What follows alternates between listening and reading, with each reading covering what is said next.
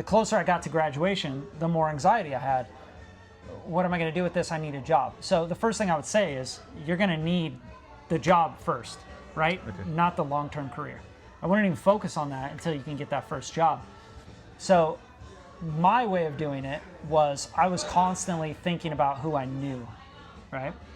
And the way I actually got a job down here in LA from the Bay Area, coming right out of school, was I knew someone from a restaurant I worked at 10 years ahead of that, right? Yeah. And I saw that she was working at a place called Mutato Musica on Facebook, right? This was back when Facebook was a thing. So I started calling her, and I'm like, hey, what are you doing? You're working at this place like Mutato Musica. I'm coming out with a sound degree. Like, you got to give me an internship, you know what I'm saying? And that was the first thing I thought about. Like, talk to your friends, make friends, stay connected with people. Yeah. Like, that's so important, because you may be thinking about the longevity of your career, but at first you just got to think about paying your bills. Yep. Yeah? Yep.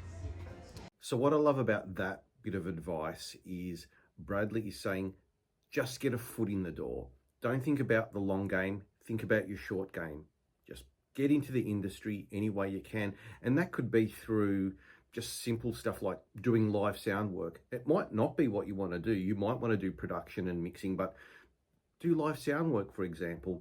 That's going to insert you into an environment where there are bands, supporting bands, publicans, managers, and all of a sudden you can start to build your network. When I first started in the industry, I was packing cassettes in a cassette factory, but that cassette factory was joined with a recording studio. So I didn't get into the studio straight away, but what I did was just pack cassettes, work in the cassette factory, got into quality control after that, and then finally got into mastering. But the takeaway here is just getting a foot in the door. Don't focus too heavily on your ideal job. Just get into the industry and the rest will happen.